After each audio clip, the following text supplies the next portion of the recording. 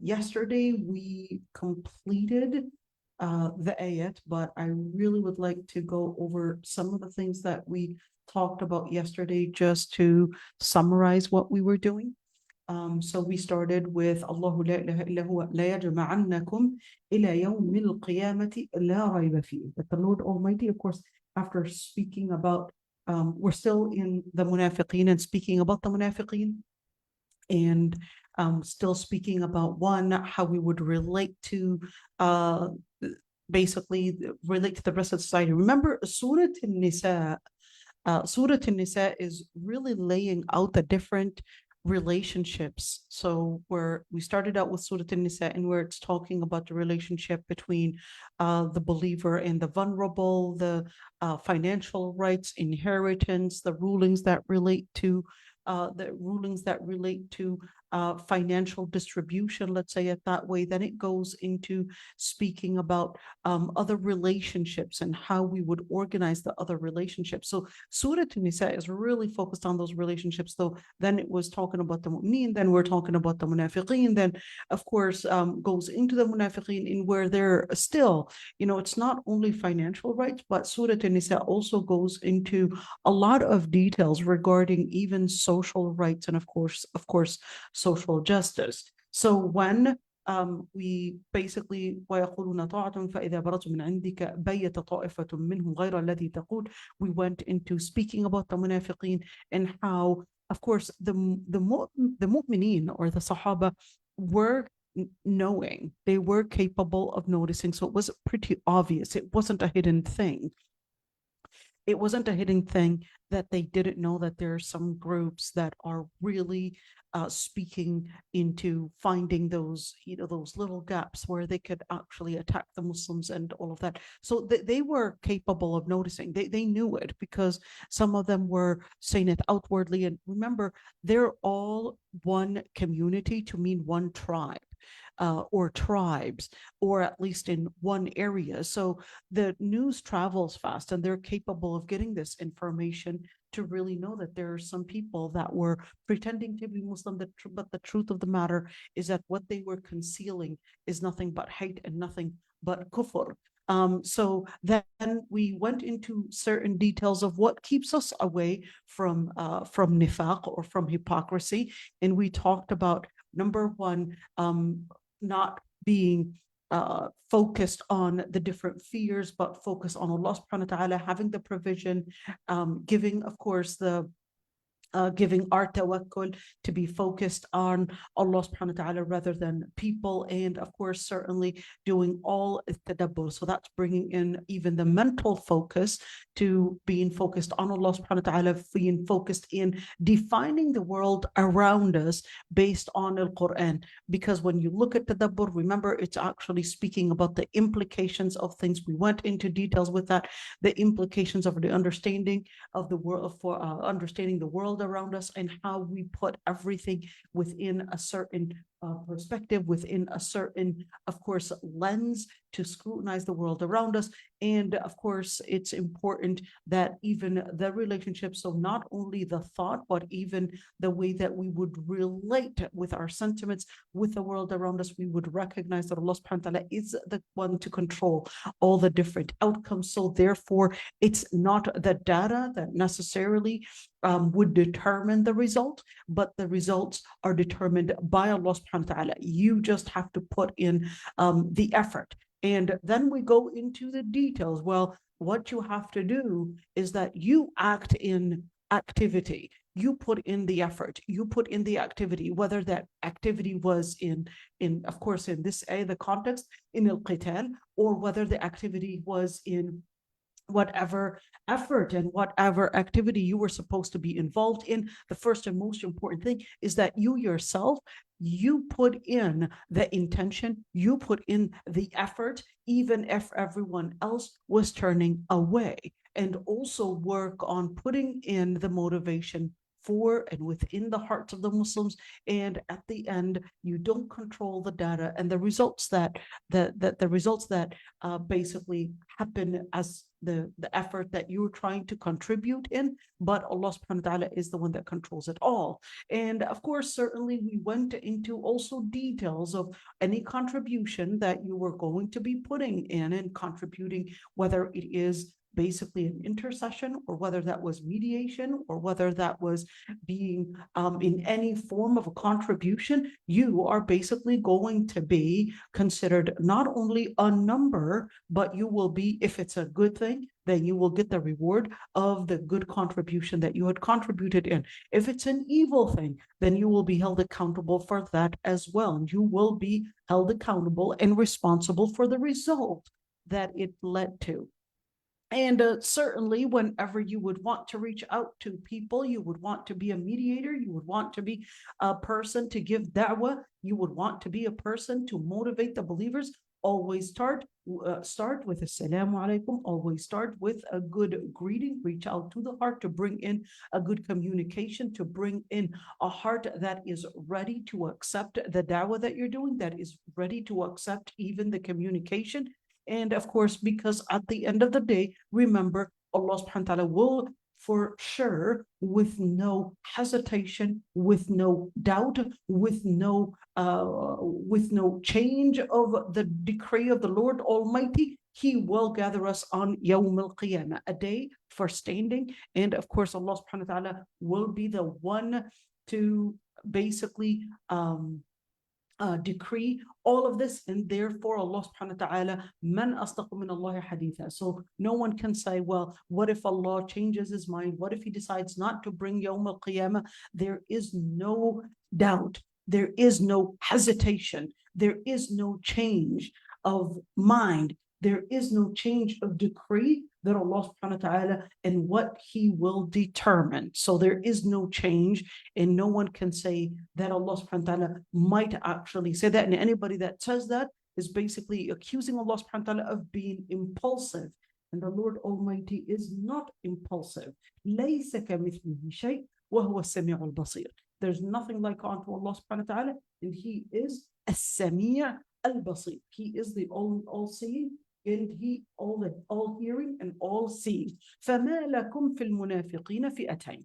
Now this is an important shift right here, right after this little star right there. And of course, this star marks al-Hizb. So the number Hizb is 10, and we have 60 Hizb, 60 partitions. We talked about that in detail. But the little shift right there, فَمَا لَكُمْ فِي الْمُنَافِقِينَ, it wasn't a shift, and we're here, was here speaking about the munafiqeen, of course, and what really is the motive behind all the hypocrisy that they were living in. But then the shift right here was really because the Muslims were going into some dispute.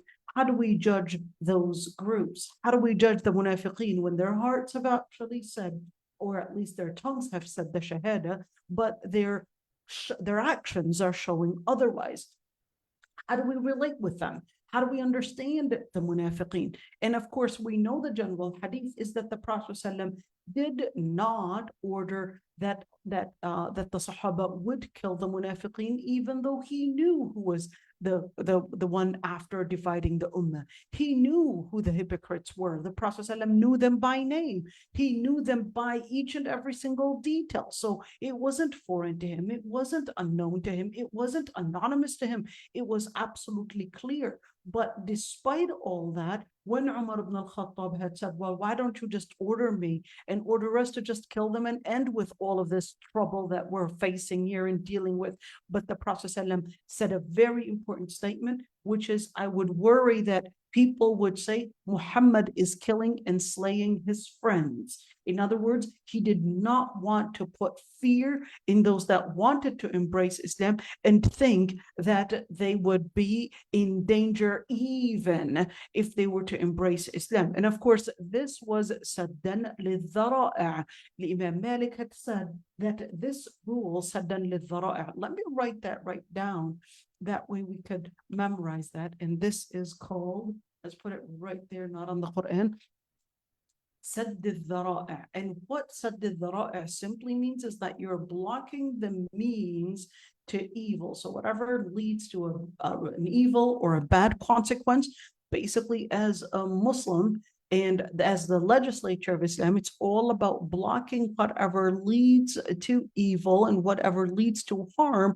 We're basically closing the means to it. So if you think of anything in Islam, you think of any Sharia, or any ahkam sharia, so you would have number one, you've got the major sins, which basically are al-kaba'ir, you've got the major sins, and you've got sagha'ir. Sagha'ir, which are the minor sins, maybe we could write that down. The minor sins are basically the sins, let's get that out right there, and hopefully we can get more space. Oops, where'd it go? Okay, here we go. Maybe we can get more space. Here we go. All right. So the al-kaba'ir are the major sins. So all the minor sins would lead to major sins. So why are major sins, minor sins haram? Well, that's because they lead to the major sins. So it would be a lot easier and a lot more obvious to explain the major sins and show you how they're relating to harming either the deen or even the lives of the lives of the people within our society, or whether it's to harm the mental health, or whether it is to harm the family structure, or whether it is to harm the property and the property distribution, and of course the safety that people would have and security over their property. It's so obvious. But when it comes to minor sins, it could be a little more relative, where you might not be able to see the correlation between minor sins and major sins, which is why there's Sharia. So if I were to tell you the ayat, or at least the hadith, were ordering us for ghadd al-basar. The ayat and the hadith were ordering us to lower our gaze. Somebody might say, well, what does lowering the gaze have to do with anything? If I'm looking at anything, what does it do? How am I going to change my behavior simply because I looked at something? For many, if you're a believer, you would basically say, well, this is too obvious. I don't really need any more logical or any intellectual or any scientific studies to explain the correlation between the two. But of course, when we see the society right now being so contaminated with all these narratives, many times people are really getting lost to see the correlation. Before, even during the time, I'll give you an example. During the time of the Prophet ﷺ, a man came to the Prophet ﷺ and he said, can you give me the permission to commit zina? I guess he just really wanted to commit zina. He just wanted that. So the Prophet ﷺ tells him, would you want that to happen to your mother, to your sister? In other words, would you want any of your mother, sister, your female relatives to engage in such an action? And he said, no. And he said, well, no one would want it to happen to their sisters and mothers. So that's the same thing.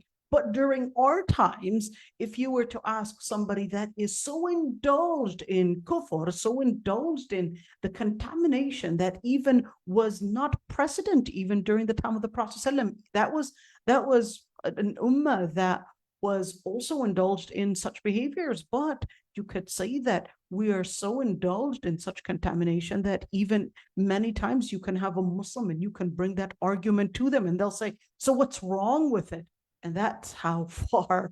So what's wrong with it? Why not? It's personal freedom, and the list goes on and on. That's how contaminated our community's mind is. The Muslim, and even, of course, if that's the Muslim, let alone the non-Muslims as well, because the communities have gone so deep in contamination, the heart contamination, the mental contamination, that right now it's so hard for them to see the correlation between the minor sins and the major sins. So that's why there's Sharia, in order to help us identify those boundaries, in order for us not to have a murky boundary and shades that are unidentifiable for us. So فَمَا لَكُمْ فِي الْمُنَافِقِينَ فِئَتَيْنِ وَاللَّهُ أَرْكَسَهُمْ بِمَا كَسَبُوا.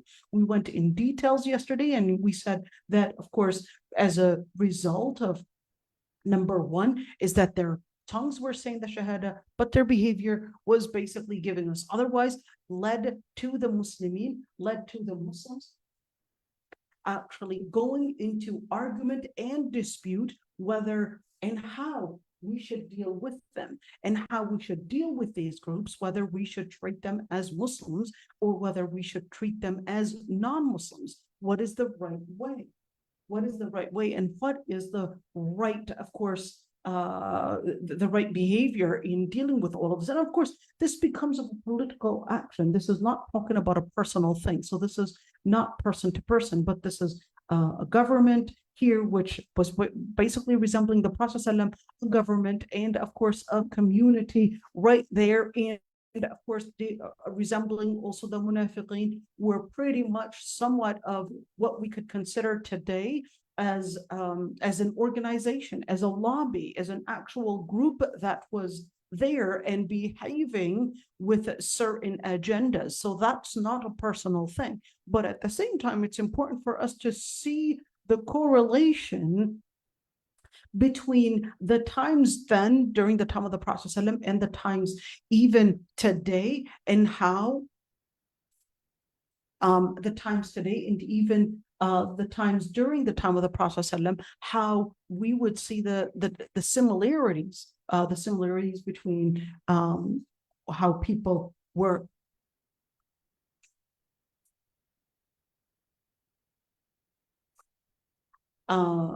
the correlation between how people were acting then and how people are acting today. So في المنافقين فئتين, it was the Muslims that went into two groups, into two explanations, into two interpretations, or at least into two considerations. One had actually considered that they are Muslim because they said the Shahada, and the second one was giving, I want you to look at this one, التبرير. What is it, tabrir? Tabrir is the justification.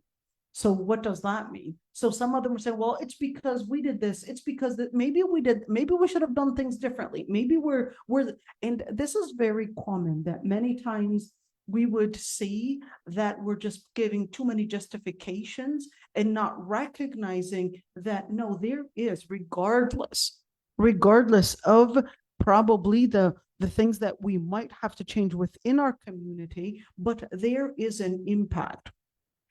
There is an impact that the main thing that basically is that is resulting in such a wrong behavior is really their aqidah going wrong. The aqidah is really bringing in all the change in the behavior. So wallahu arkasahum bima kasabu. I would yesterday, as I was going over what I was saying, thought I didn't comment on this one. Wallahu arkasahum bima kasabu. And it's important to comment on it because somebody might say, let me put the wording first and explain it. And Allah brought them into a regression for what they had done. Someone might say, well, that means Allah subhanahu wa ta'ala is responsible for these people and basically the result that they went into, because it was Allah subhanahu wa ta'ala that arkasahum.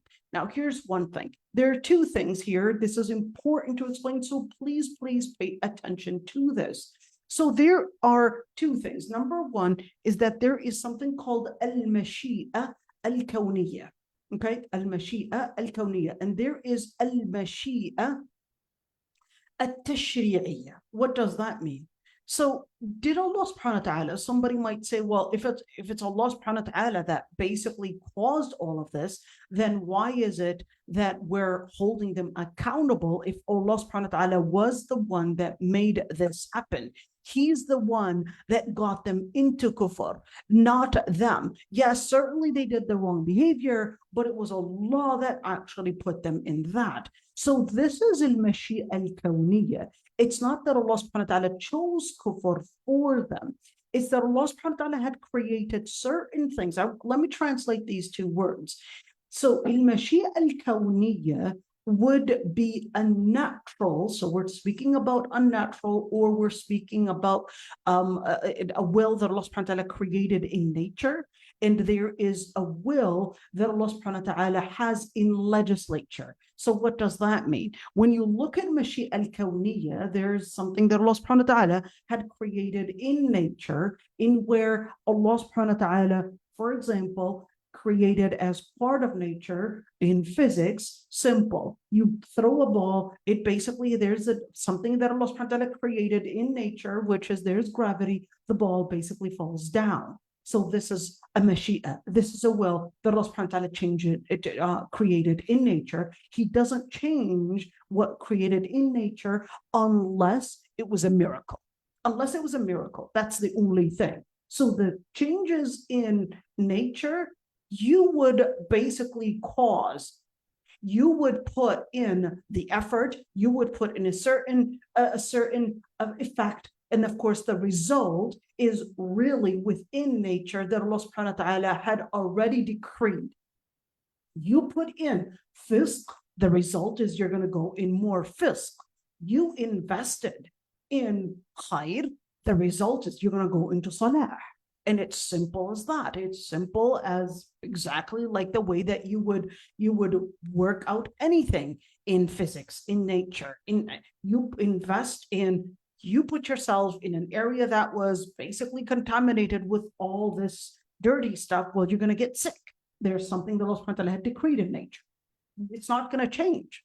It's not going to change because Allah subhanahu wa ta'ala put that. And it's the same thing. You put yourself between or in an environment where they're all committing sin. The decree is it's going to have its effect on your heart. It's going to have its effect on your mind.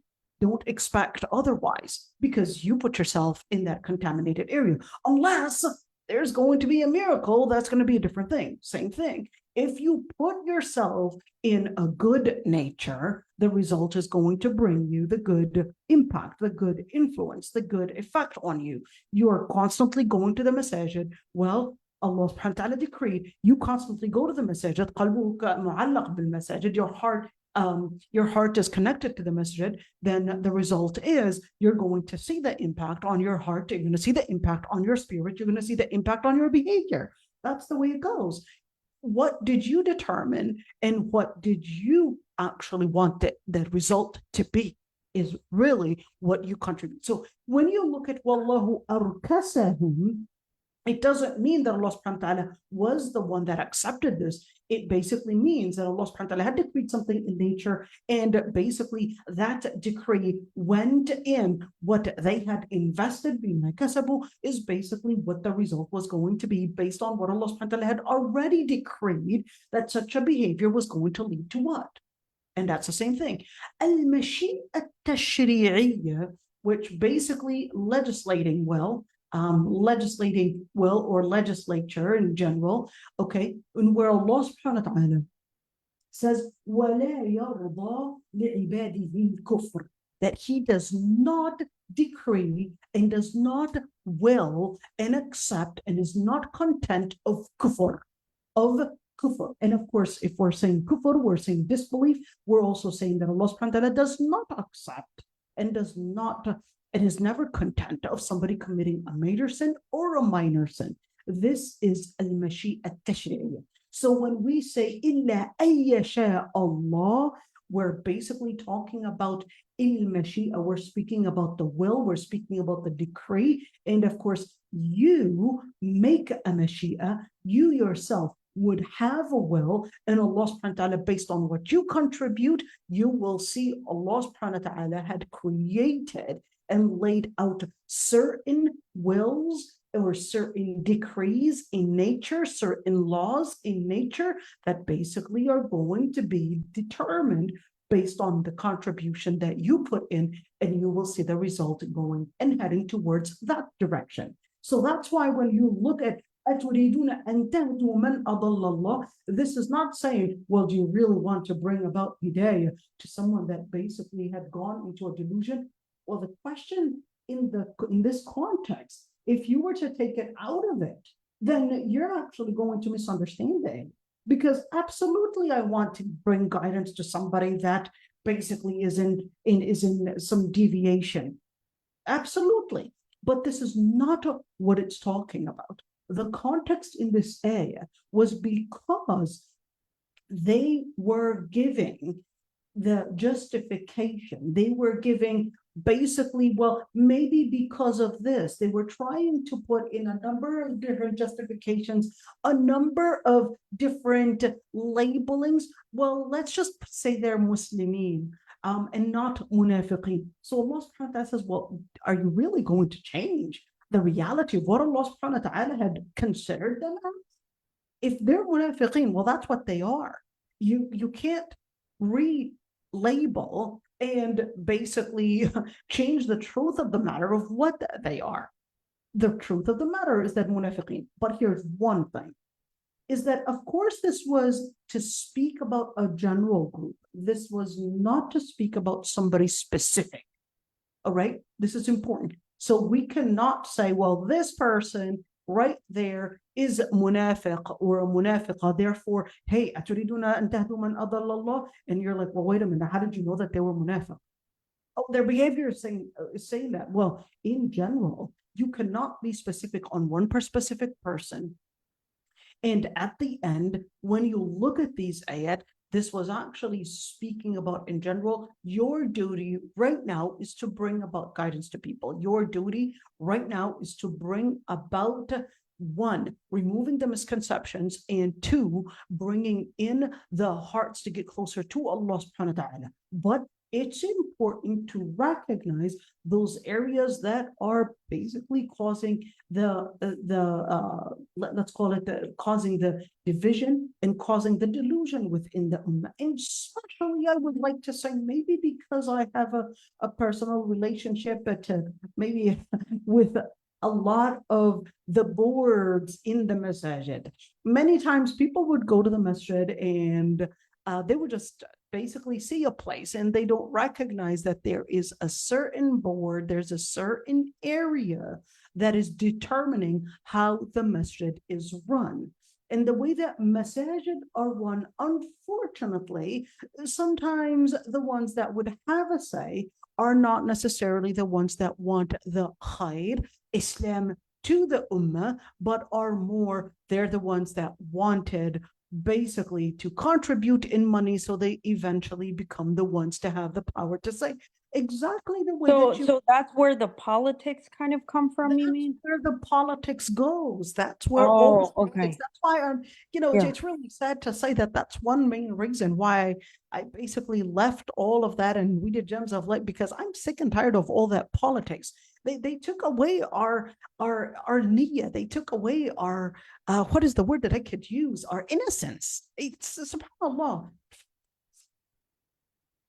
So that's where the politics, all of it goes. It's really where you would see different groups just wanting to head towards, hey, I have the money and therefore I would have the say, and I have the money, therefore I would decide, since I contributed this much money, I would decide how much and how much activities, how many activities are being put in, who's to be invited, what is to be said. And sometimes you'll see, even as a speaker, the masjid will have somebody to actually come and say and tell you, hey, we don't want you talking about this topic. Yeah, I've heard that.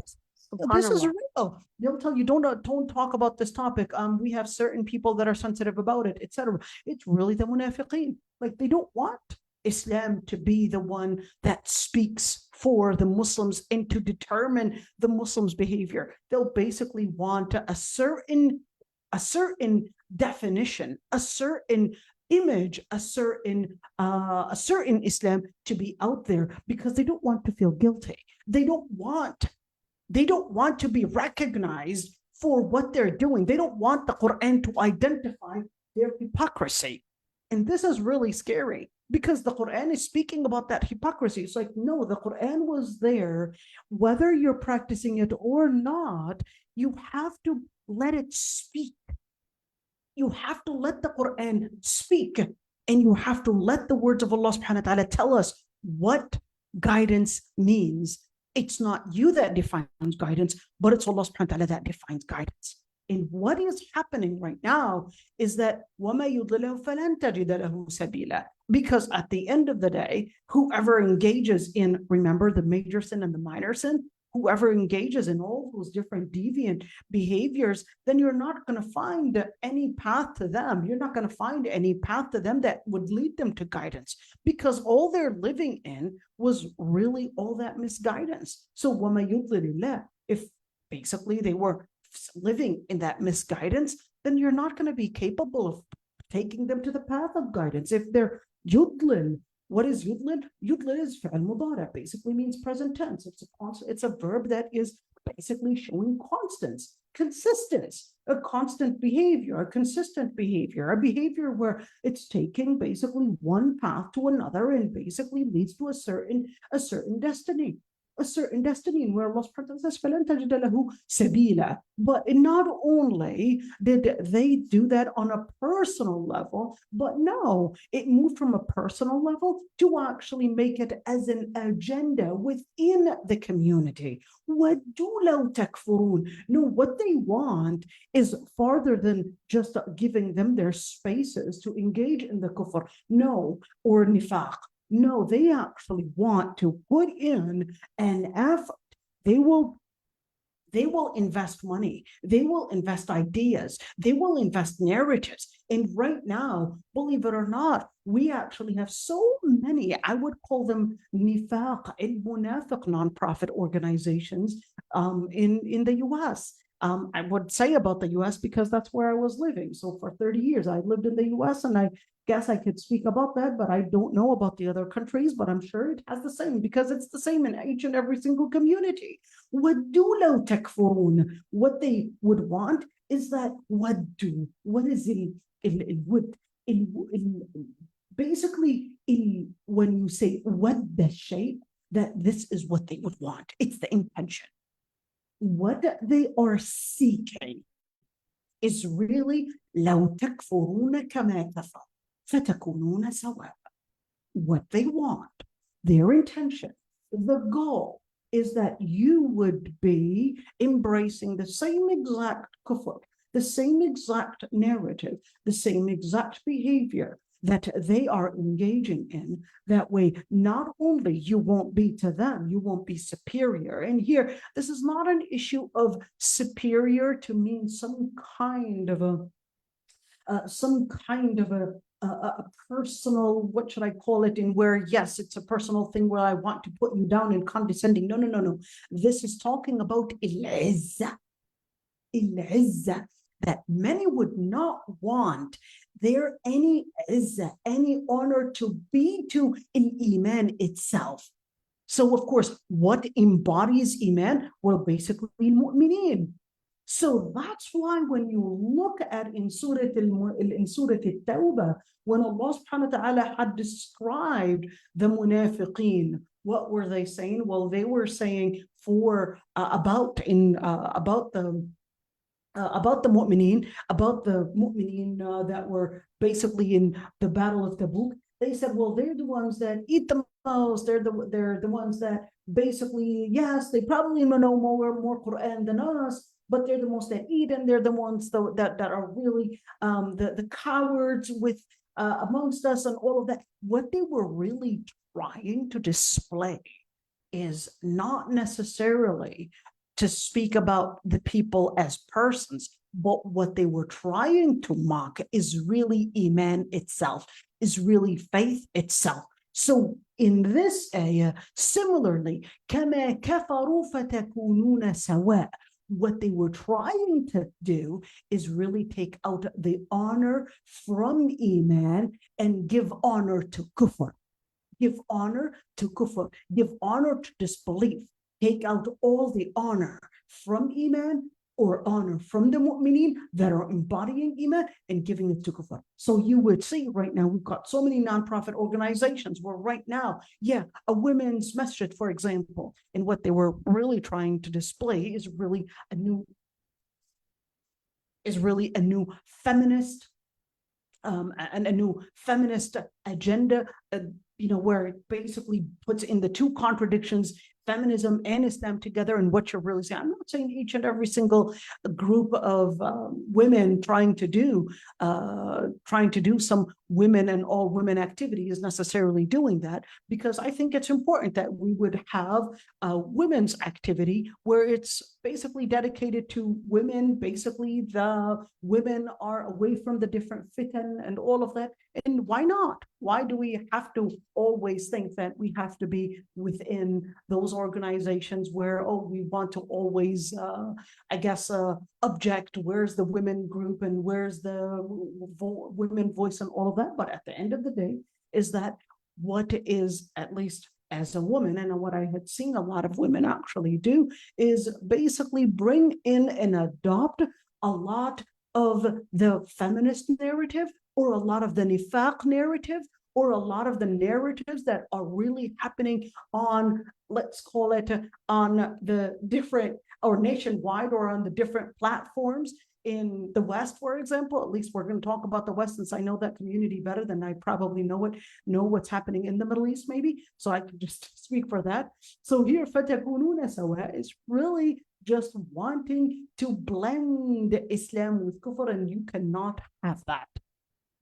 Because the second you blend Islam with kufr, the second you blend Islam with nifaq, what you're going to end up with is really a contaminated aqidah, a contaminated behavior. So what you really need to do is really make sure that you have a pure Islamic aqidah, a pure Islamic definition, a pure Islamic practice, and founded based on that, and not based on an adopted definition from feminism or from different philosophers or whatever it is, and actually call it, well, it's basically, this is what they'll present it as. They'll say it's basically trying to present Islam in a modern, moderate way.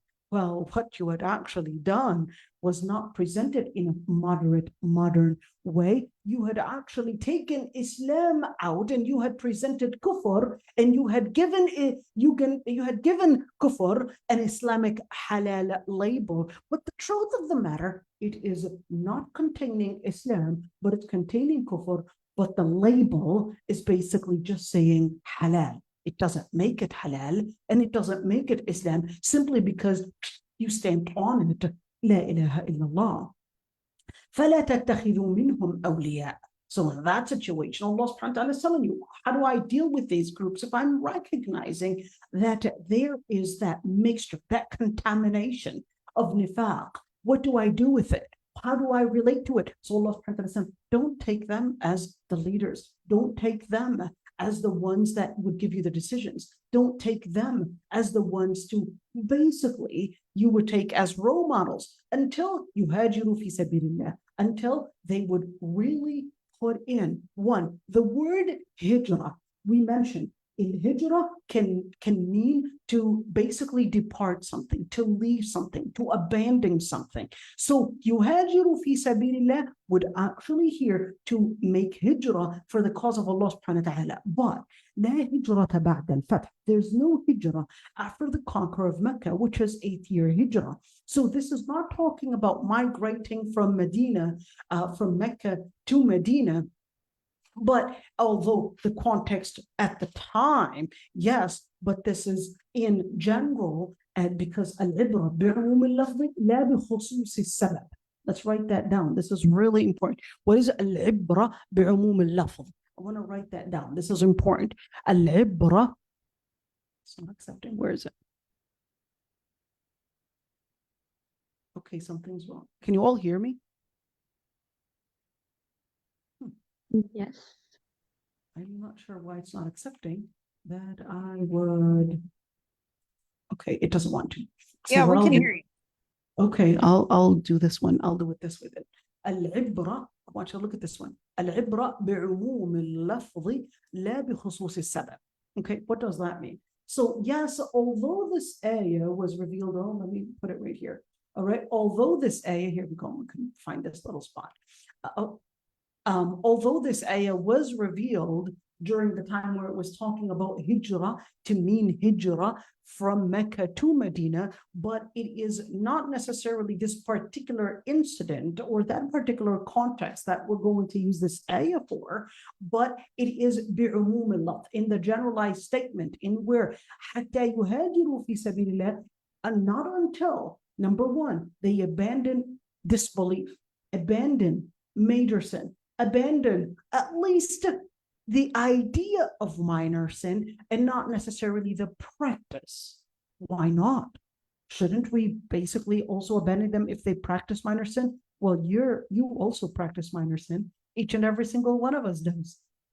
So in that situation, Allah subhanahu wa ta'ala is telling you, well, we're talking about yuhajiru in at least in their vision, in their practice, and as a way of life. So that's the only time that you're going to take them as friends, or you're going to take them, yuhajiru fi sabilillah.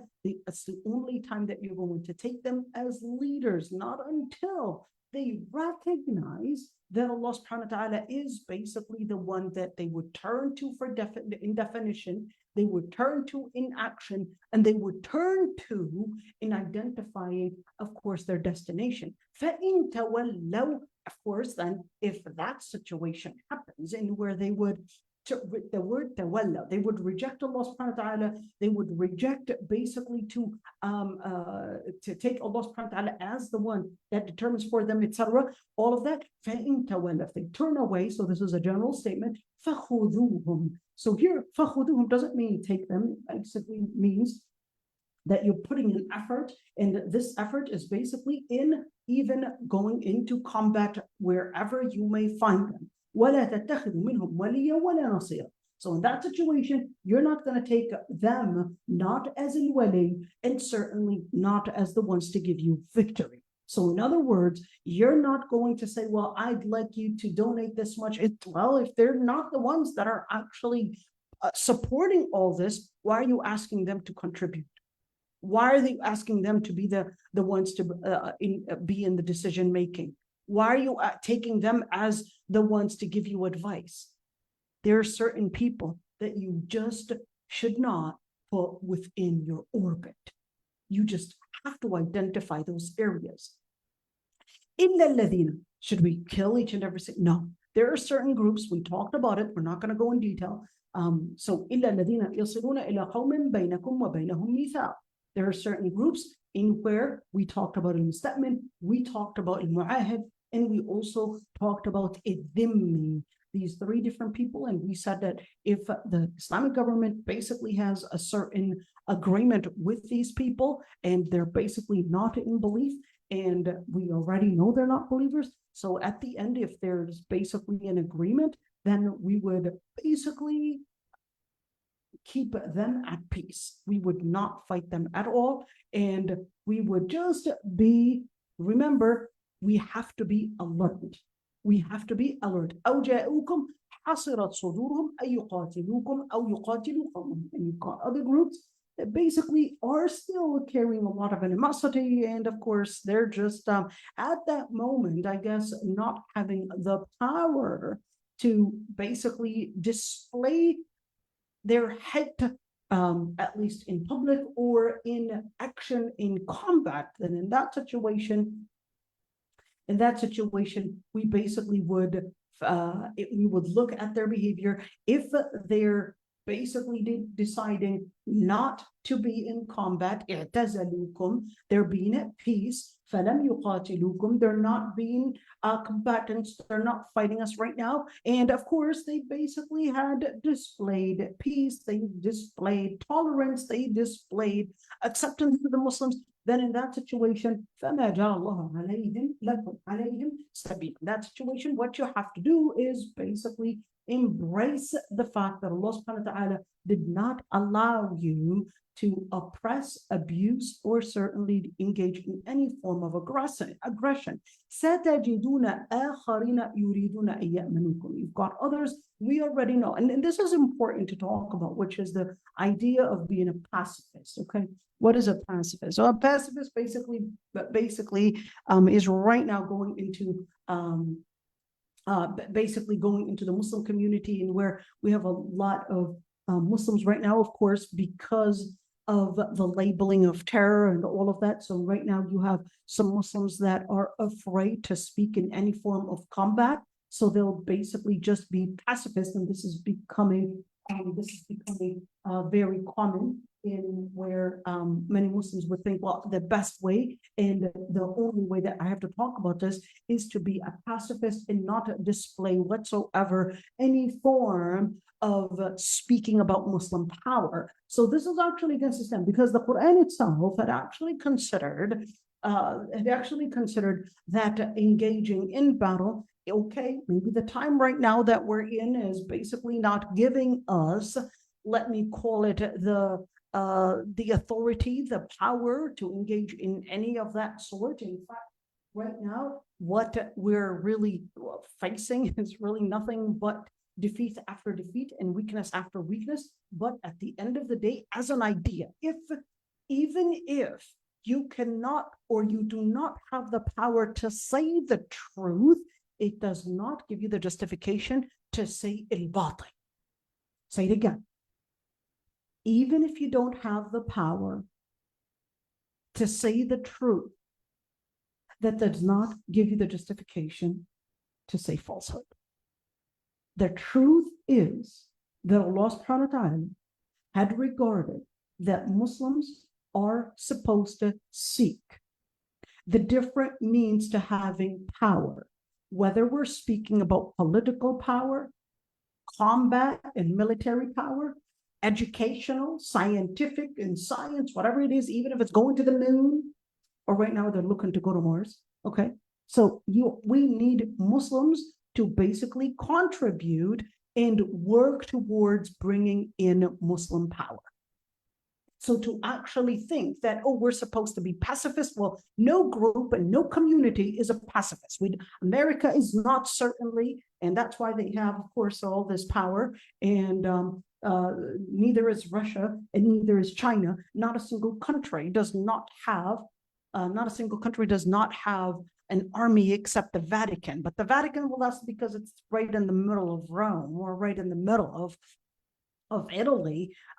So the Vatican has all the Western power right now, really, in defense and in support of that. So they don't need to have an army. It's just a little city anyways. But for Islam, no. Allah subhanahu wa ta'ala was basically straightforward in the ayat, was right there telling us that no, what we need to seek is basically to bring about justice to the ummah.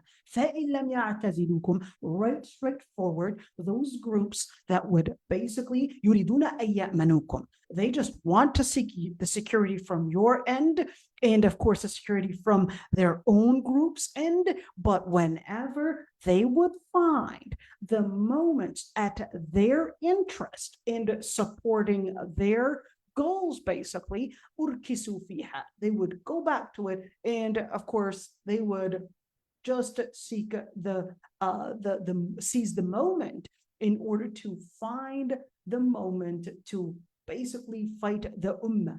These people, if they did not basically leave kufr, they did not leave, at least not kufr, but sorry, let me correct that. They did not leave harming you. And and they did not basically allow you to live in peace. And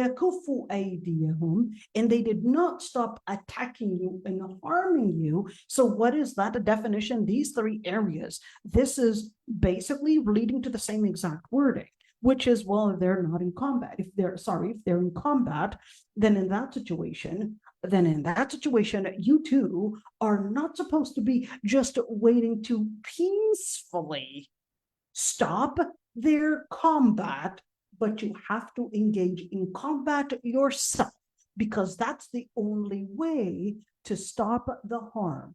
But if you think, and this is very common, I would see a lot of women especially, I don't see as many men speaking in this language as much as I see women and sisters actually speaking in this language and speaking about we have to always be peaceful, etc. That's very nice in a women's world, sister, but in a man's world, the world is pretty ugly.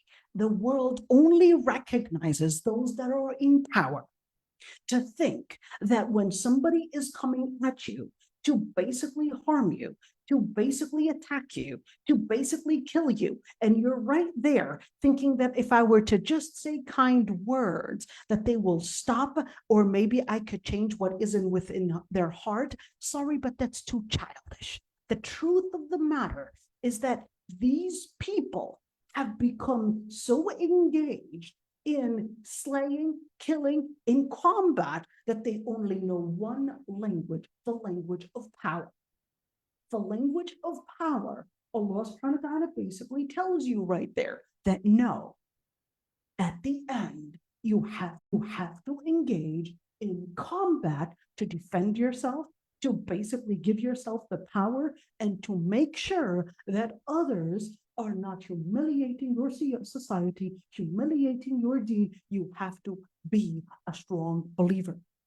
A strong believer, whether in faith or whether in action or whether in politics or whether in combat. You have to be a strong person. And what we're dealing with today is because we are defeated politically, defeated militarily, we're basically right there, left and right, just asking, please, UN, tell Israel to stop.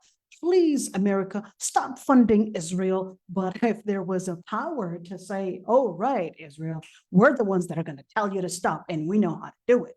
That's the language that would basically be the language that Netanyahu and, of course, the likes would understand. All right, now that I'm on my YouTube channel and even probably my Facebook is probably going to be locked down. We'll see the truth, even if, you know, we might say it in a way where it doesn't straightforward mean one thing, but we'll say at least, and hoping that the mu'mineen, inshallah, would understand what we're trying to get to. وَأُولَٰئِكُمْ جَعَلْنَا لَكُمْ عَلَيْهِمْ سُلْطَانًا مُبِينًا. Those are the people that Allah subhanahu wa ta'ala, of course, once you basically have the power to overcome them, that's when Allah subhanahu wa ta'ala had given you سُلْطَانًا مُبِينًا. عليهم سُلْطَانًا مُبِينًا. What is a sultan? A sultan is power. It's not the sultan, the guy that's sitting on a, sitting on some kind of couch and with this little gem on his forehead and the turban. This is not the sultan, okay? This is not the sultan. The sultan is basically the It's not those Turkish series, right? Exactly. It's not any Ertugrul stuff. And no, the sultan is the power, all right? And of course, the sultan, the reason why they were called sultan, the Turkish Syrian sultan, is really because they were embodying power. It's true that they used to dress like that. I guess that was their fashion. But it wasn't just the sultan dressed like that. It was everybody else that was dressed like that too. Everybody used to dress that way anyways. All right. But you only saw the sultan dressed like that because they had portraits or at least paintings of these people to basically display power, to display honor, whatever it is. So you basically thought only the sultan was dressed like that. No, everybody was dressed like that. Even the sultan himself, he was dressed like everyone else. He wasn't wearing something, I guess, funny, and everyone else is dressed differently. No, everyone was dressed. Okay. وَمَا كَانَ لِمُؤْمِنٍ أَن يَقْتُلَ مُؤْمِنًا إِلَّا خَطَأً. We went in details in regards to this ayah, and we said, well, since we're speaking about the munafiqeen, it can be possible. Let me tell you the story behind this one. Maybe I could take you to the hadith in order for you to see it. This one's rather interesting, and it really made me sad, to be honest, the story. Maybe I can find it for you in order for you to actually see the whole, okay, here we go, I found it. All right, so I'm going to show you, hold on, well, what are we going to do? Here we go. So what am I sharing here? I'm going to show you what I'm sharing. Okay, let me take this one right there. Okay, so this is a tahrir with tanweer for Tahir ibn Ashur. Tahir ibn Ashur, you could say he died so not very long time ago. I would think that this is probably 1979 or something. I don't know exactly what date it is, but 1339 Hijriya. Okay. Tahir ibn Ashur was a Tunisian scholar, but I went to his tafsir simply because when I was doing tafsir al-Qurtubi, it wasn't really going into the details that were doing me, I guess, the favor in what I really wanted to get out of the juice of this ayah. So the story, he said, al-Badri and al-Wahidi. Now, mind you, al-Badri, of course, has tafsir al-Badri. I didn't go to it, even though I can actually find it in here. I can find it in here, but I wanted to actually go for Tahir ibn Ashur. Okay. So he actually said al-Badri and al-Wahidi. Now, al-Wahidi has a book. It's in one volume. الطبري has a book, almost 11 volumes in Tafsir al-Tabari, but al-Wahidi, both actually do one thing, which basically is called Tafsir bil-Ma'thur. And what that means is that they're doing tafsir, but not based on the words and the, let's say, the grammar in Arabic, all of those details. No, they would basically look at the different narrations. And they had said that the reason for this revelation for the ayah that we were doing, let's look at it again. The ayah that we were doing, which is right there. So we're looking at Surah An-Nisa, ayah number 92, at least in the first segment of it, that the reason for it was the following. Let's look at the story. So Aysha ibn Abi Rabi'a al-Makhzumi, he basically became Muslim and he migrated to Medina before even the Prophet ﷺ had migrated to Medina himself. And of course, Ayyash was basically the half brother to Abu Jahl, from his mom's side at least. And then Abu Jahl and al-Harith ibn Hisham, Abu Jahl and his brother, al-Harith Abu Hisham and al-Harith ibn Zayd, they all three, they basically go to Medina, and they come to Medina and they say, hey, your mom, she's really in need for you. And she even made an oath that she would not sit under any shade until she would see you. Why don't you just come back with us? And you could that way have your mom see you, and then you can come back to Medina. And they promised him, so they promised him basically from Allah, they made an oath that they would not basically somehow, force him to become a kafir, and that they would basically embrace his choices, basically accept his choices. Indeed, he believed them and he went out with them. Yet once they actually had left the borders of Medina, they tied him up and then they took him back to Mecca. And they said, we're not going to untie you until you would go into kufr and disbelief in what you had believed in. Who was the one that was torturing him? It was al-Harith ibn Zayd.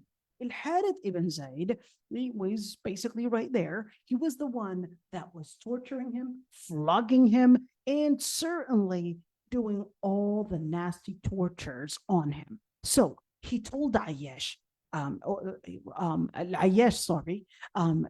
who's basically Aysha ibn Abi Rabi'a, he basically told Al-Harith, by Allah, I will not see you in any time, find you alone, but I will kill you. I'm going to kill you. In other words, I'm going to kill you one day. And he stayed in Mecca until the day of al-Fath. Who? That was al-Harith ibn Zayd. And then one day he basically saw al-Harith ibn Zayd. What happened? Al-Harith had actually become Muslim, but Ayyash, who's this guy right there, Aysha ibn Abi Rabi'a, didn't know that he had become Muslim. And he remembered all the torture that he had caused onto him. So what did he do? Ayyash basically hit him and killed him. That's when, of course, he was told he had actually become Muslim. Of course, he was really sad about it because he didn't really know that that had happened. And of course, just imagine, it's like, oh no, what did I just do?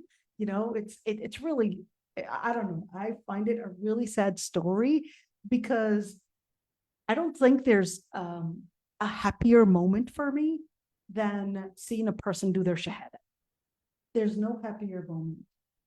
It's to me, it just is the happiest moment when you see that display right there. What the shahada resembles is that a person had just passed the sirat and actually set the first foot near Jannah. That's what it means. It's just look at it right there. They just passed the sirat and they just set their first foot into Jannah. There's nothing more beautiful, nothing more peaceful, and nothing more beloved unto me more than seeing somebody say shahada. So to actually see that the person that tortured me once for my shahada and for basically for my Islam had right now become Muslim, that I killed them, Ya Allah, I'm sure he was in so much anger and so much guilt. The other Ibn Atiyah, so Ibn Atiyah has another tafsir, which is Ibn Atiyah, it's really sad. He was from Al-Andalus. He basically has a tafsir. It's also a big tafsir and can be found right there. You could actually see it here. You'll find it, inshallah. So it's really easy to go to. All right. So he actually narrated that the reason for this ayah was really because Hudayfa ibn al-Yaman. So what happened was Hudayfa ibn al-Yaman was originally from Mecca, but his father migrated from Mecca to Medina because he had killed somebody. Okay, he had killed somebody. So then, in order to not have it, and that was before Islam. So, in order not to have his family retaliate against him, he basically sought, I guess, to find the nearest or maybe the farthest place to be safe in, which is Medina. When Hudayfa ibn al-Yaman had become Muslim along with his father, of course, during the time when the Prophet ﷺ was in Mecca during the battle of Uhud, I can't remember if it's Uhud or Badr. Oh, here we go. It actually says Uhud. All right. In Uhud, by mistake, the Muslim army had killed Hudayfa ibn al-Yaman's father by mistake. So the Prophet ﷺ, of course, just imagine, it's like, oh, was it even the non-Muslims that killed my father? It was actually the Muslims themselves. It was by mistake. So the Prophet ﷺ had actually given the diya, okay, the diya to Hudayfa ibn al-Yaman, but Hudayfa ibn al-Yaman donated the whole diya, even though he was actually in need for it. Anyhow, so وَمَنْ قَتَلَ مُؤْمِنًا خَطَأً. So in that situation, when we went into details last time in terms of the different kinds of qatl, or if we were to talk about killing, and we went in details, and we said there's al-qatl al-khata and there's al-qatl al-khata, and we said that there's also al-qatl al-amd or shibh al-amd. And we said the differentiation between qatl al-amd is basically intentional killing. And we said intentional killing would basically mean that the person had the intention and the tool that would result in the crime of killing. In qatl al-khata would be that a person didn't have the intention to kill, even though the tool was actually a killing tool. Let's give an example. Let's say you were hunting, okay, and you wanted to, I guess, shoot a deer. You shoot, but then instead of shooting the deer, it basically shoots your own friend.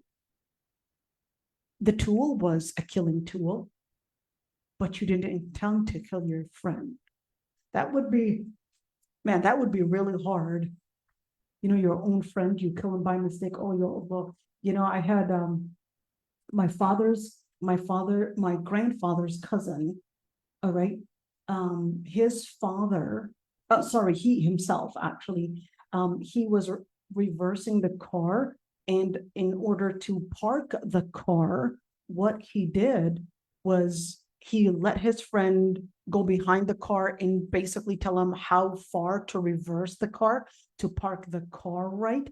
And instead of reversing the car right, he seems like he had put his foot on a fast, I guess, the gas and also the reverse together. So it really, well, let me correct that, not the gas and the reverse together, but it seems like it slammed on the gas to reverse the car fast, and it basically squeezed his dearest friend. Ya Allah. Ya Allah, that was, and forever he was actually he was actually in trauma because of that forever. He would never forget it. And forever, he would always just choose not to engage with people. He wanted to also, just, I guess, go over it. Ya Allah, Ya Allah, Ya Allah. May Allah subhanahu wa ta'ala keep such things. Ya Allah, it can happen to any of us. It can happen. Ya Allah, you're so many different stories can actually happen without you having the intention. Ya Allah, I don't know. I guess I'm so emotional about it. I could never imagine such a thing actually happening whatsoever, even by mistake. I would never want such a thing to happen. All right. So the other thing, of course, we talked about al-qatl al-khata, and we said if there's al-qatl al-khata, we did talk about different types of diya. So let's put it right there in where, well, first of all, let's put in, we said intentional killing. That actually requires al-qasas, which means basically capital punishment, which basically capital punishment actually means the person is executed. Simple. Okay. But of course, they don't have to be executed because the family, the victim's family, would be the one to say whether they would like a capital punishment or not, or whether they would like to take the diya instead. The diya is basically the price of 100 camels, but we're not talking about just a general thing, because there's a jada'a, there's a laboon, and they're the different kinds of basically camels, and of course different kinds of different basically prices. So the prices do vary, and of course when we're talking about also the prices right now and the inflation, the prices do definitely bring about a change. But we're here giving a rough estimation, $100,000 or probably $150,000 or maybe even more. So depending on the inflation and all of that, that would actually determine the price for that diya. Okay, وَمَنْ قَتَلَ مُؤْمِنًا خَطَأً فَتَحْرِيرُ رَقَبَةٍ. Basically, that's the other part. Oh, hold on. Let me actually stick to al-amd first rather than me jumping. Okay, hold on. So for al-amd, for an intentional, we said the choices are il-qasas, basically capital punishment, or id-diya, or of course, diya, or basically to forgive. They can choose to forgive. So basically, al-afu. They can choose to forgive. Now, the other one is basically, let's see, the other one is basically il-khata. Il-khata, by mistake. They can definitely, number one, there is il-kafara. There's no running away from il-kafara. There's no running away, which is fasting 2 months in a row. If you skip out a day, you're going to have to restart. Il-kafara, there's no way. Now, the second, and scholars had differences of opinions on what if the person that was killed was not Muslim. They had differences of opinions. Number two, the kafara, diya. Okay, we're talking about a diya in case of killing by mistake. Okay, unintentional killing.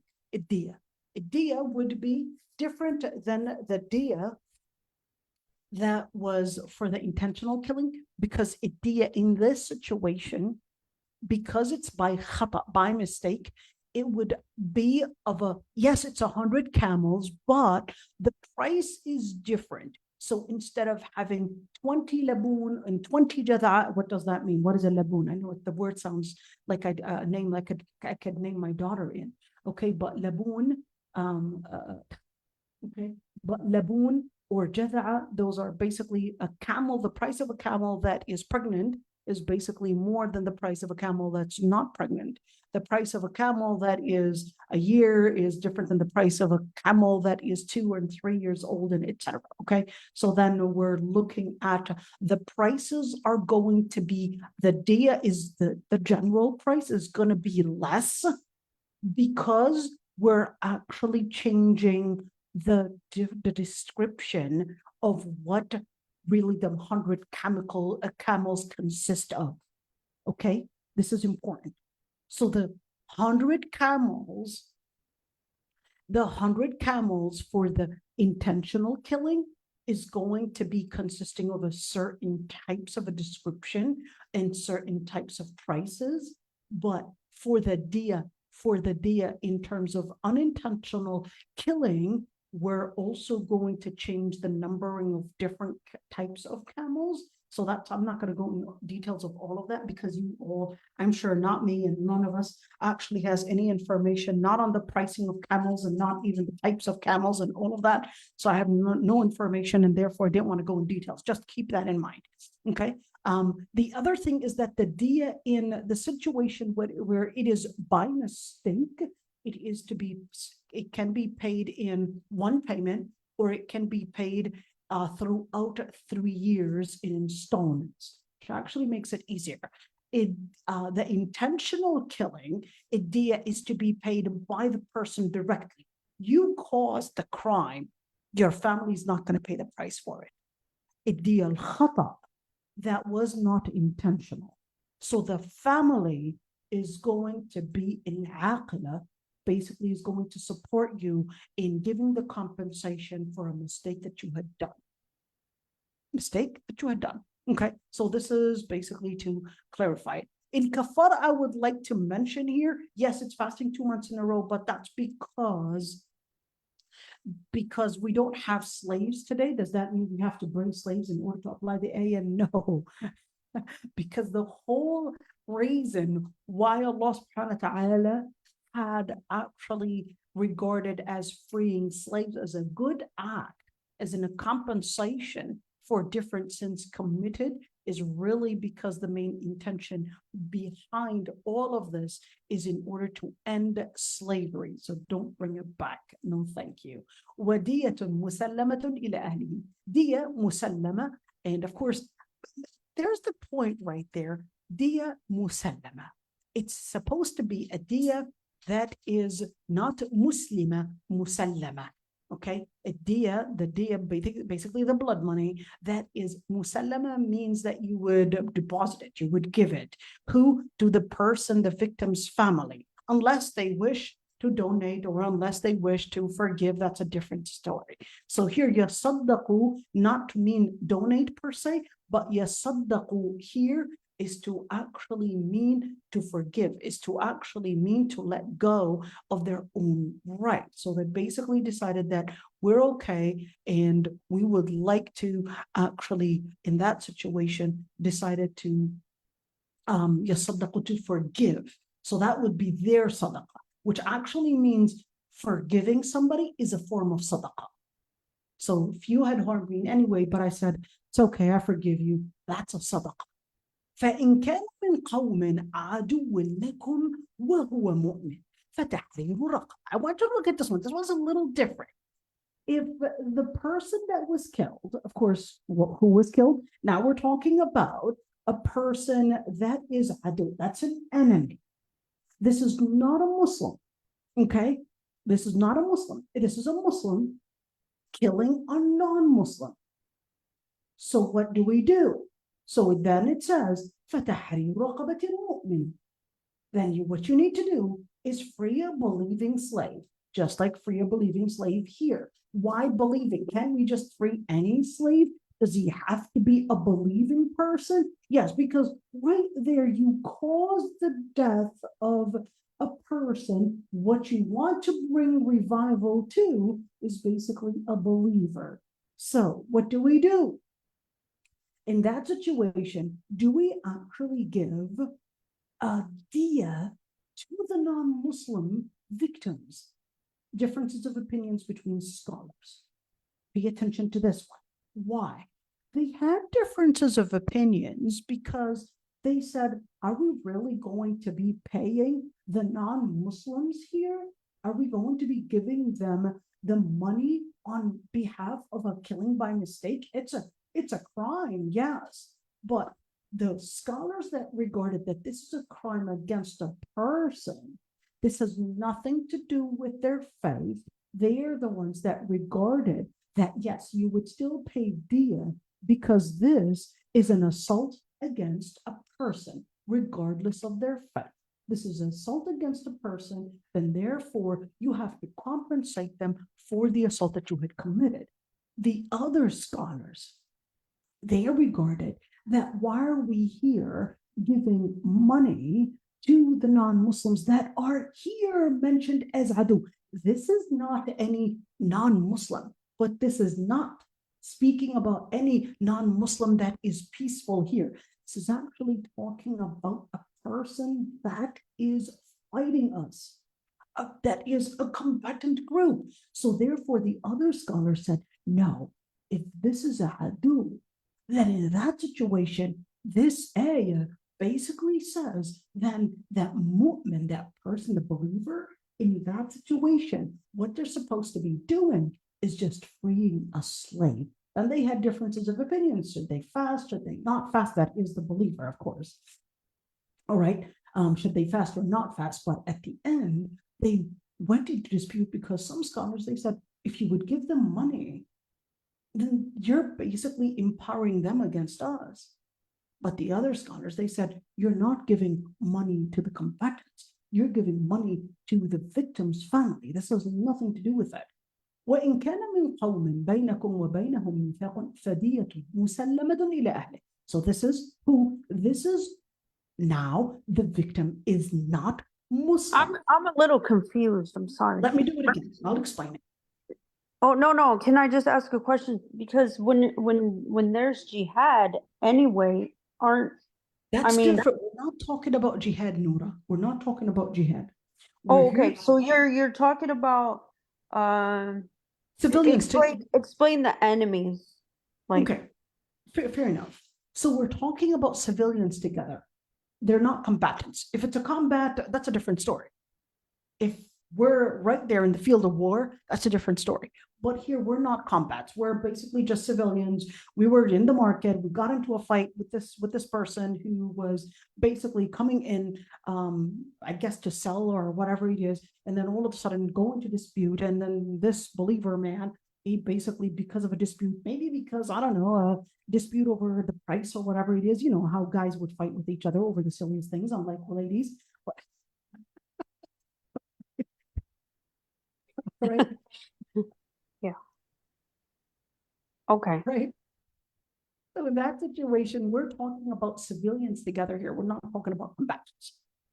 Okay. So Okay. Yeah, that makes sense.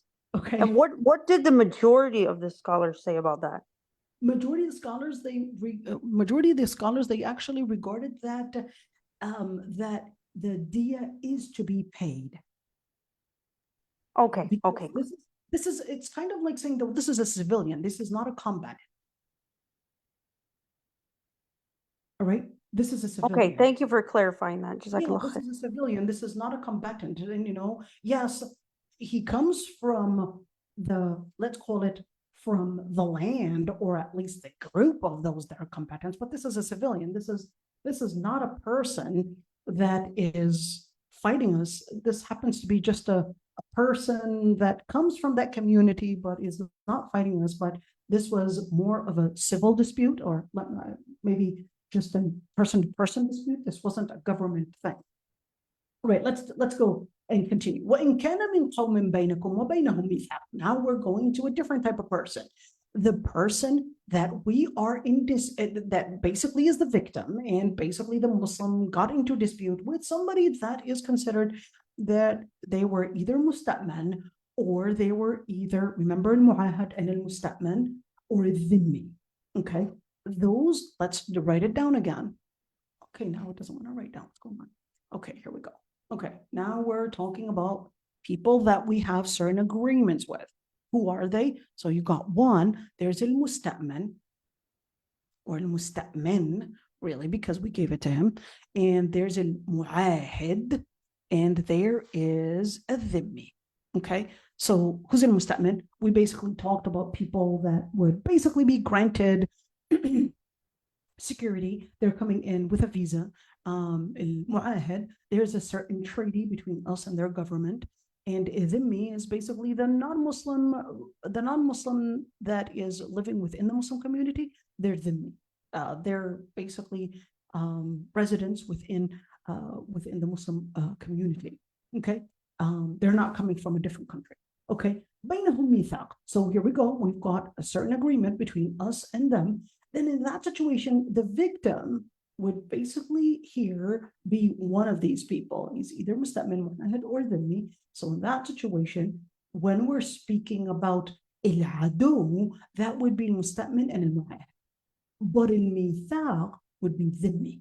So in that situation, we've got a convent, we've got an agreement, fadiyatun musallamatun ila ahlihi. This is really clear in where they would basically have the right to get the blood money. Diyatun musallamatun. Is it equivalent? Here's the question. Is it exactly like the diya that is in the expensive diya, like the diya that you would pay for intentional killing? Or is it the cheaper kind of diya that you would pay for al-khata, for the mistake, the cheaper kind of diya, an installment? So we're looking at different money here. All right. So here it says fadiyatun musallamatun ila ahli. It would be given to his family, who we're talking about as them. They have rights too. So scholars had differences of opinions on whether the diya is the expensive one, or whether the cheaper one, or even the 1/3 or 2/3 of the cheaper one. So they had differences of opinions. I'll make it stories. تحرير رقبة مؤمنة, and plus you would basically have to free a slave. If you cannot find a slave, a believing slave to free, then in that situation, you would have to fast 2 months in a row, متتابعين. فصيام 2 months in a row. What kind of a month? A lunar month. توبة من الله. Why fasting? It's not like the victim is going to get anything out of this. It's basically because killing a human being, whether that person is Muslim or not Muslim, we're not talking about combat here. That's a different story. Whether the person is Muslim or not Muslim, even if it's a dhimmi, musta'min, mu'ahid, etc. All of those, just killing a person is going to have its impact on your heart. So, in order to remove this type of contamination from your heart, you have to fast these 2 months. You have to learn how to control your anger, learn how to control yourself from basically going as far as probably slaying a person. Then Allah subhanahu wa ta'ala is telling you, you've got some work to do. You didn't go that far, but because you had gone far in not controlling yourself. Even if it's anonymous, a human being's life is sacred. You should not whatsoever go that far. So even if it's a non-Muslim that you had killed, you have to do shahrayni mutatabi'ain. You have to fast. Why? Because here, this is bainakum wa bainahum mithaq. This is a non-Muslim right there. But because human life is sacred, you have to do tawbatan min Allah. You have to do a repentance. You have to engage in the self-purification in order to get all of what your behavior had resulted in your heart. وَكَانَ اللَّهُ عَلِيمًا حَكِيمًا.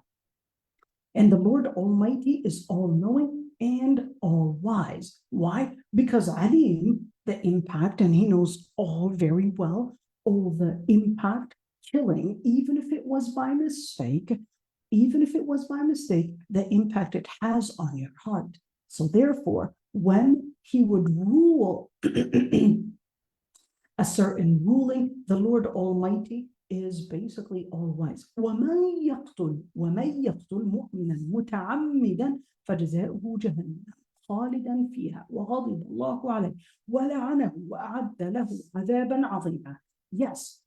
Yet, whoever kills a believer with the intention of killing, deliberate and purposely killing the person, فَجَزَاؤُهُ, then their basically punishment would be Jahannam, where they would stay in it forever.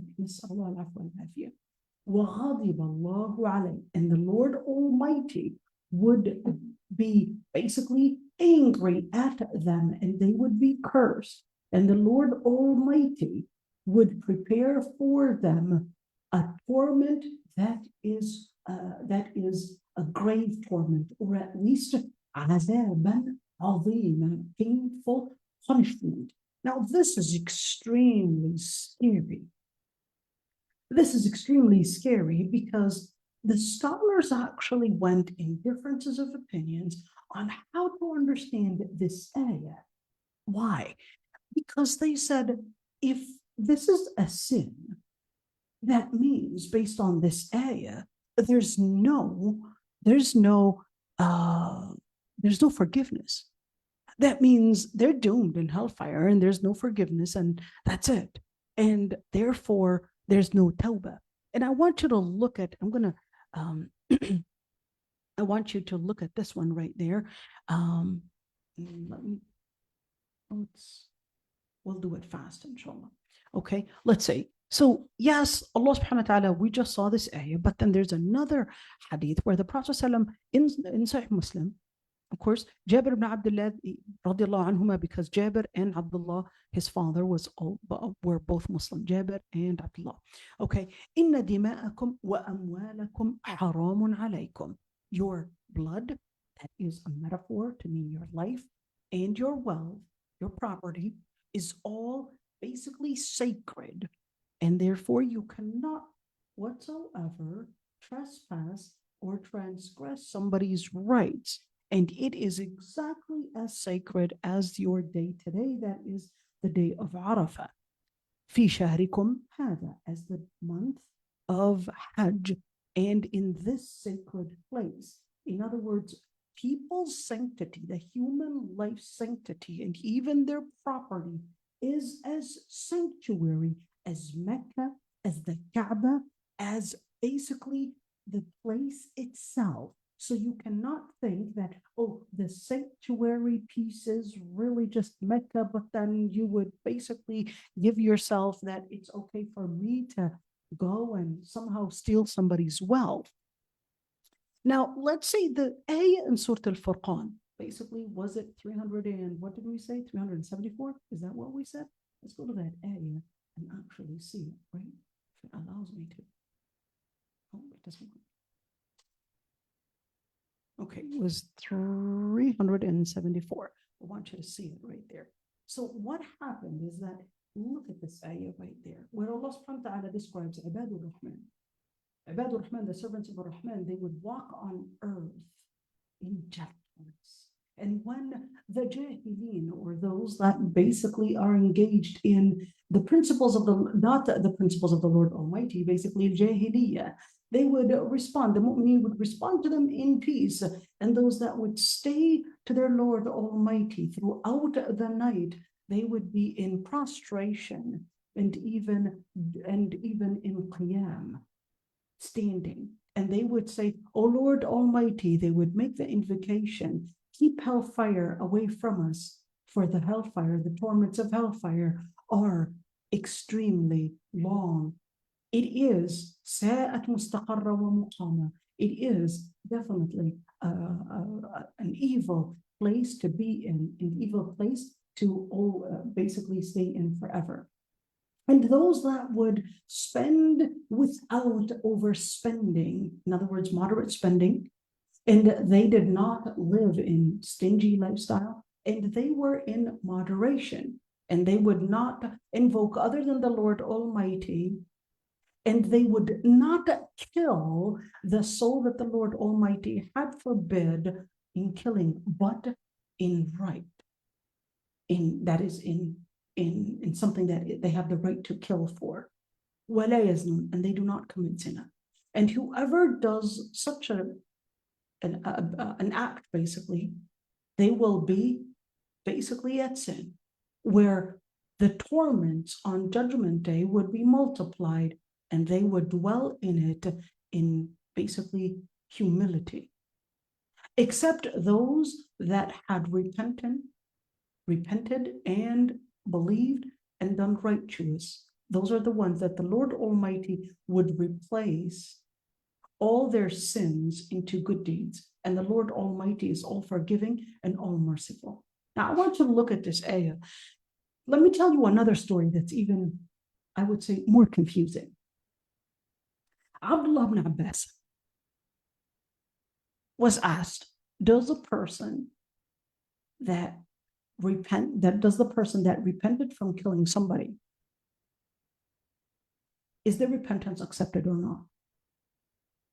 So a man comes in, the first man, he said no.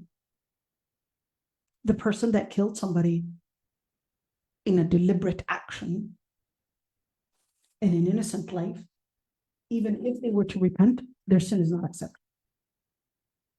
The second time, a man comes to Abdullah ibn Abbas and says, does the person that repent from killing somebody, is their repentance accepted? And he says yes. Now the scholars actually went not because of Abdullah ibn Mas'ud, but really because of this ayah right there. Because of this ayah, and the ayah that we read earlier, and that was going to be 103, in where Allah subhanahu wa ta'ala, here we go, in where Allah subhanahu wa ta'ala basically tells us right there, in where وَمَا يَقْتُلْ مُؤْمِنًا مُتَعَمِّدًا فَجَزَاؤُهُ جَهَنَّمُ. You kill somebody basically on purpose, then in that situation, this is going to be the result. So the scholars had differences of opinions on how to understand the ayat, whether there is, I was actually wanting to show you, well, you should have told me that I wasn't showing the ayat on that page. All right, that's okay. So they basically had differences of opinions on whether the repentance is accepted or not. So because of this hadith as well, that the man that killed 99 people, we know the story, and then eventually it basically the Prophet ﷺ comments on it and he says, وَمَن يَحُولُ بَيْنَهُ وَبَيْنَ التَّوْبَةِ. Who's the one that's going to basically bring any barrier between him and tawbah? Basically, the person killed 99 people, but then still his repentance was accepted. So in that situation, because of the dispute, because of the differences of opinions between scholars in that regards, the majority, they had explained the way Abdullah ibn Abbas had related to whether the tawbah is accepted, is that this is not necessarily that Abdullah ibn Abbas is changing the ruling of Allah subhanahu wa ta'ala, but this is basically him. He said, the first man, when I said the repentance is not accepted, is not because the repentance is not accepted, but it was really to reprimand the man because it seemed like he was full of anger and ready to commit a crime. So I wanted to reprimand him and tell him that, no, you would not get your tawbah accepted. So does that mean it's okay that we change the ruling of Allah subhanahu wa ta'ala in order to reprimand people? No, it's not that he changed the ruling. It's that the circumstance he was saying, well, if you're before, he hasn't yet committed the crime. So he's reprimanding him based on the ayah, tell him, well, you're going to commit the crime. He's saying that with his farasa, he's seeing that this person is right, said, you're not going to get accepted, because if you are going with the intention to kill and think you can get away with it, then in that situation, you got to understand, you can never, and you may never get your tawbah accepted. That was basically the context. Number two, the other guy that came in, he came in with remorse, with regret on his face, in where he was clearly sentenced for a crime that he had committed, and he was ready to repent. In other words, it already happened. So that's why when you look at, is there a tawbah for somebody that killed somebody? Certainly, there is tawbah. A crime, a sin, does not get you out of Islam. A crime basically has a certain punishment. It does not get you out of the fold of Islam. I forgot to mention, I did mention it before, the person that basically killed somebody, let's say a person killed someone in order to get their, I don't know, life insurance or get the money and the inheritance after them, and I guess anticipate, it's like, okay, they're living too long and I want their money. Okay, then in that situation, they cannot inherit for killing the person that they had killed. They're basically excluded from the inheritance. But that's his son. Yes, but they do not get for killing the person as basically a punishment. So here's a question. Does the night of Laylat al-Qadr differ from one country to another, since the weather and signs varies all over the world? So fair enough, what we know is that Laylat al-Qadr, it basically does not differ from, well, let me explain it better. So Laylat al-Qadr, based on your country. So look at your country. So don't say, well, what is the situation like in Mecca? So we're 8 hours, or at least you are 8 hours difference probably in America between you and Mecca, and say, oh no, that actually means my day was actually Laylat al-Qadr. No, Laylat al-Qadr is going to be during the time of night during your time. So don't worry about what time it is in Malaysia and say, oh, Laylat al-Qadr, it was probably Laylat al-Qadr in Malaysia's time or in who knows what country's time. No, you're going to look at Layla based on the place that you are in. Don't worry about the other countries in the world or even the other weather forecasts in the other world. Don't worry about that piece of it. So I hope I explained that one. We'll end right here, inshallah. And if there are any questions, I'd be happy to answer them.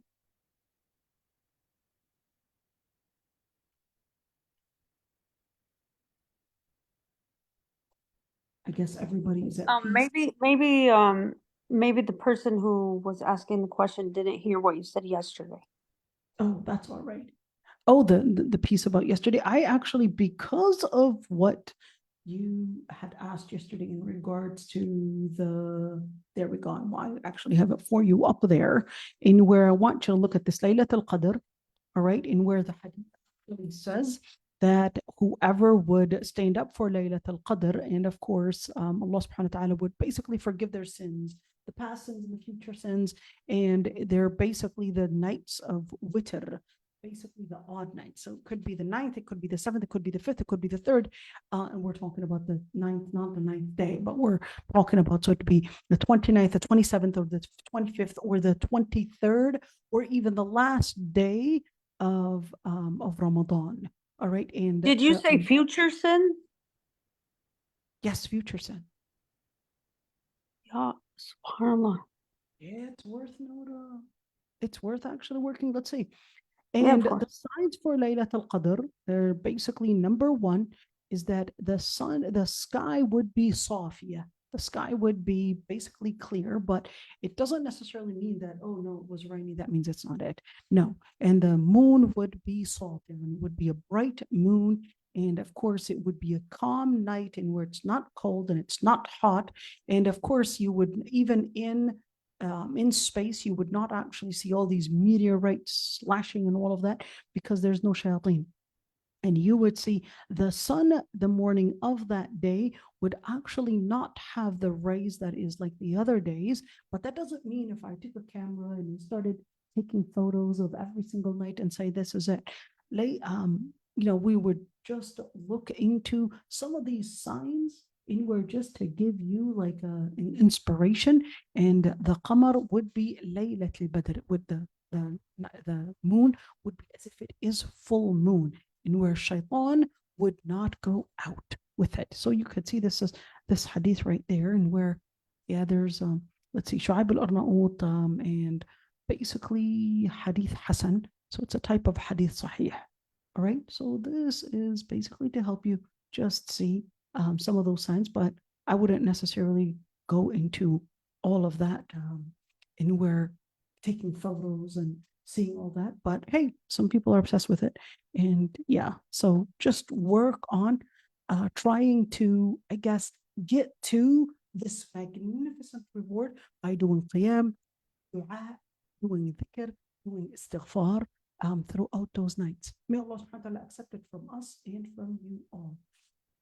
And Rabbi yahfadkum. I knew someone was going to ask the question again, so I had to get it ready beforehand. I was anticipating. Oh, no, people are going to ask me this question. I did actually forget to talk about a woman's diya. Let me explain this one really quick. For the diya, a woman's diya, is it equivalent and equal to a man's diya? This is a huge debate in our modern times, but it wasn't a debate before. Let's do it again. It wasn't a debate before. Let's see, because when we're looking at diya, the diya is not the price of a human being. Please, keep that in mind. So when we say the diya of, let's say, a kafir or a mu'min, it's not the price. It's basically to compensate for the sin itself, or to compensate for what the person had done. Let's see, we know that, of course, diya was mentioned in a number of ayats, so we're not going to go in details, but where the question about diya, of course, we know that diya in general, unanimously agreed upon between scholars, that there is a diya to pay, unless the people would forgive that diya. Yet for the woman's diya, what actually brought in, I would say, what brought in the controversy is two things. Number one is that, let's see if you can see the name right there. What brought in the Ibn Ulayya and al-Asam, they basically had said, and even during our times, al-Qardawi had said that a woman's diya is equal to a man's diya. And they had regarded that the evidence for that is nafs al-mu'mina mi'a min al-ibn, that the Prophet ﷺ said that the believing soul is basically 100 camels. So this is basically talking about that. But of course, this hadith, in where you could see la asla lahu, there's no evidence that this hadith, of course, is authentic, but this is what they had mentioned.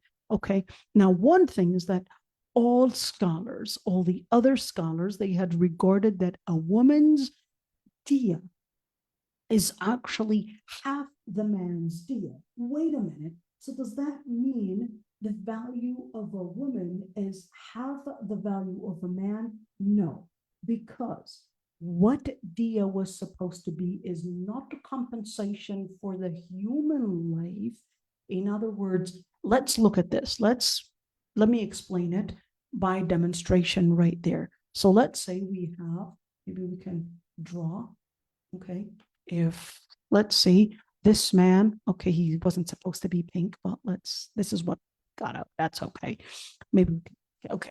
This man was killed and this woman was killed, okay? The diya, we're gonna make her nice hair, all right? Let's see. I'm very bad at art, see? Okay, this woman. Now, if this man is killed, the diya is basically going to be paid to the family. It's basically going to be to compensate the family, in other words, his wife and his children, because he was supposed to be the breadwinner. So this is to compensate. So in that situation, the wife and the children are getting a lot of money for the death of their father. Well, certainly it's, yes, not equivalent to the amount of loss, but this is to compensate. Remember, this is to compensate. Now, if the one to be killed, oh no, my little friends are gone. Okay, here we go. We brought them back. Oh, that was fast. Oh, he was killed, but we brought them back. Okay, now, if the person that was killed was the woman, then in that situation, the compensation goes basically to the woman's family, basically the father, the husband, etc. That's who takes the diya. So it's basically into half. All right. So in other words, it wasn't because her life was of less value, but it was really because of the sin, and because even the loss, the woman is usually not the breadwinner. So the man is really getting half the amount, where if it was the opposite way. So this is in order to explain that when we talk about diya being half, this is not to say that this is to give women less value, but this is basically to give, remember, this is basically to compensate on at least the harm that was caused. The harm that was caused for the family and not necessarily the value for that person. Let's see. الإمام الشافعي said لم أعلم مخالفا من أهل العلم قديما ولا حديثا في أن دية المرأة نصف دية الرجل. He basically said that I do not know any differences of opinions between scholars, not in the past and not in our contemporary times. And mind you, Shafi'i died on 205 Hijriya, that the woman's diya is half the price or half the value of a man's diya, which is 50 camels. الطبري said لا خلاف بين جميع أهل العلم. الطبري also said there are no differences of opinions between scholars that the diya for a believing woman is half the amount of the believing man. And of course, he said, and whoever says otherwise is basically not an opinion that we would necessarily take in consideration.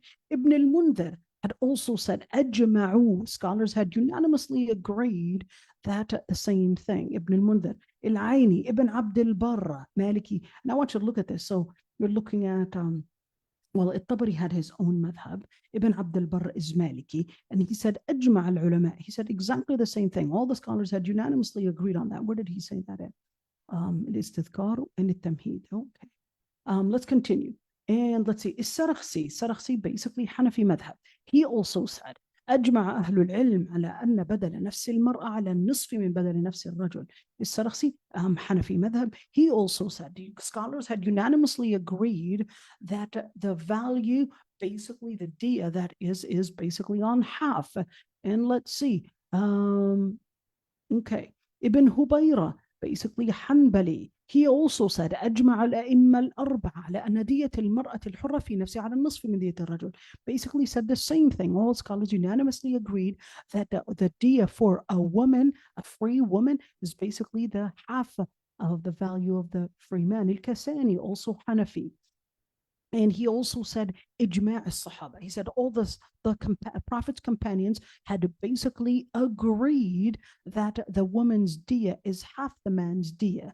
And as he said, because it was narrated upon Umar ibn Khattab, Ali ibn Abi Talib, Abdullah ibn Mas'ud, Zayd ibn Thabit, and they had all said the same thing. Al-Kasani, maybe I could say a story about Al-Kasani. Should I? Kasani? So let me tell you a story about Al-Kasani. And there's, maybe I could actually put it right here. Okay, let's see. Can you see it? Okay, I want you to see it right there. Here we go. Okay, here we go. I want you to see it. Okay, yeah, well, I didn't mean it to be this way, but anyhow, so I want you to look at this. This is بدائع صنائع. This is تحفة الفقهاء. تحفة الفقهاء, let's see, السمرقندي, right there. So السمرقندي, this guy, Imam Ala-ad-Din al-Samarqandi, he basically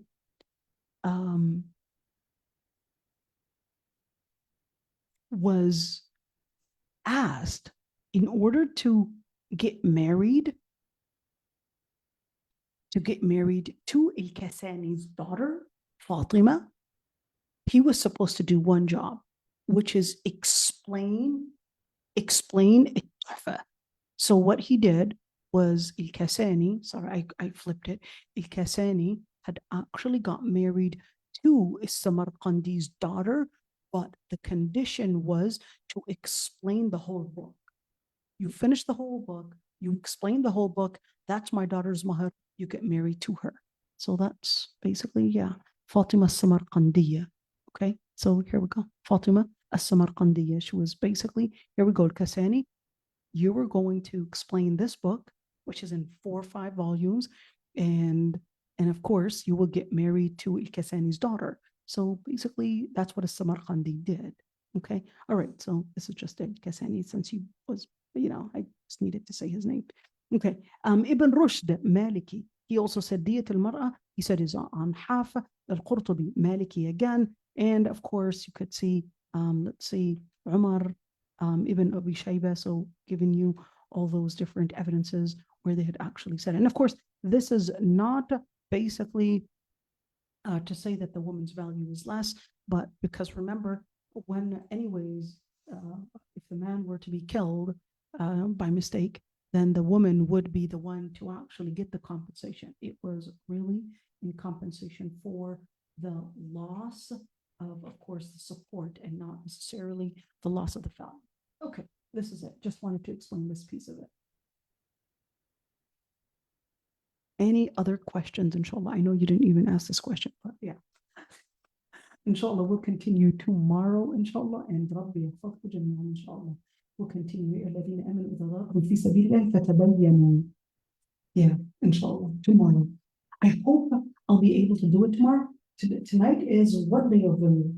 Okay, so the last night we have to do a big dua, right? The last 29th, right? Can we do that? Yeah, we can do that. Oh, that would be lovely. That would be lovely. Yeah, inshallah. Inshallah, inshallah. So we are right now 2:06 p.m. Malaysian time. So inshallah, inshallah, hopefully that we'll be able to continue doing this tomorrow and the day after and the day after. Because staying up all night is really hectic to actually wake up and do tafsir and not actually sleep for the following night. But we'll still, inshallah, do as much as we can. وسلم على سيدنا محمد and سبحانك اللهم وبحمدك نستغفرك ونتوب إليك نشهد أن لا إله إلا أنت. This is it. May Allah subhanahu wa ta'ala accept your dua, accept your dhikr, accept your qiyam, accept your siyam, and accept your salah. Allahumma ameen. Allahumma ameen. Ameen. Jazakallah khair. Assalamu alaikum. Wa alaikum assalam wa rahmatullah.